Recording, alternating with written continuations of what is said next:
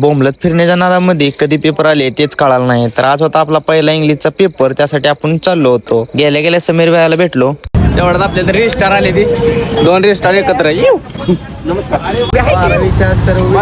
विद्यार्थ्यांना समीर भाईला धन्यवाद म्हणून आम्ही निघालो कॉलेजकडे.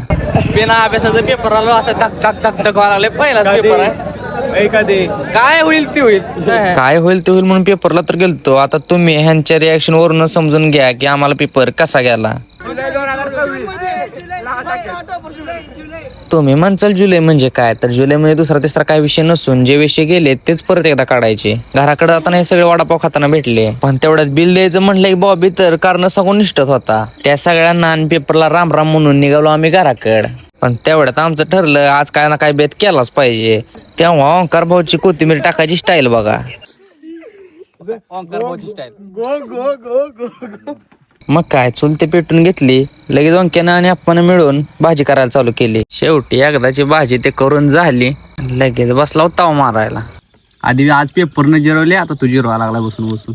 पण काय त्याच्या आईला त्या इंग्लिशच्या पेपर म्हणून आले टेन्शन आले डोक्याला. ते सगळं जाऊ द्या, तुम्ही आधी फॉलो करून टाका.